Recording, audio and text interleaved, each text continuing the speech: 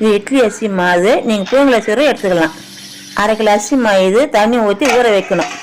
உப்பு உருண்டைக்குமா 6 மணி நேரம் ஊற வச்சிருக்கிறேன். தேங்காய் ஃபஸ்ட்டு அரைச்சிக்கலாமா. இந்த மாதிரி அரைச்சி எடுத்துக்கணும்மா. தேங்காய் அரைச்சிது இல்லைம்மா, ஊற வச்ச அரிசி அதுலேயே போட்டு தேவையான உப்பு போட்டுமா கொஞ்சம் தண்ணியை ஊற்றி கொஞ்சம் குறைன்னு அரைச்சி எடுக்கணும்.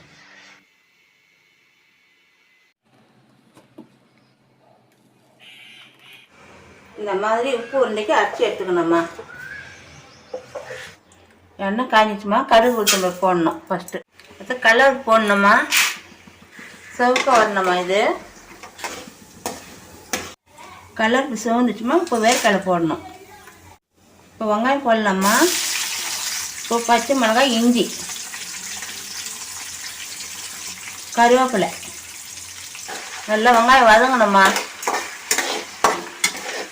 பெருங்காயம் கொஞ்சம் போடணுமா, கொஞ்சம் மஞ்சள் பொடி போடணும்.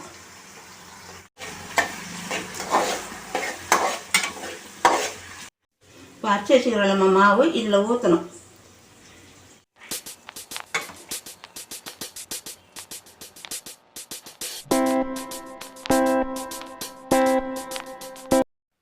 தண்ணியாக இருக்குமா, நல்லா கிண்ணாதான் கட்டியாக வரும் மாவு. இந்த மதமாக மாவு கட்டியாக இருக்கணும் உப்பு உருண்டைக்கு. அப்போ உப்பு உருண்டை பிடிக்கிறதுக்கு வசதியாக இருக்கும். கூட இருக்குமா. இந்த பாத்திரத்தில் மாற்றிக்கணும் மாவை. எண்ணெய் ஊற்றி தடவிட்டு தான் பிடிச்சி வைக்கணுமா. ஏம்மா எண்ணெய் தடுவாமல் பிடிச்சி வைக்கக்கூடாதா? அடியில் ஒட்டிக்கும், வேறு ஒன்றும் இல்லை. இந்த மதமாக உப்பு உருண்டை பிடிக்கணும். இந்த மாதிரி தான். ஏன் உருண்டையாக பிடிக்கணுமா? உருண்டை தான் பிடிக்கணும், அதான் உப்பு உருண்டை பேர். அதுக்கு அது ஏன் உப்பு உருண்டைன்னு பேர் வந்தது? என்ன சத்தத்தையே காணோம்.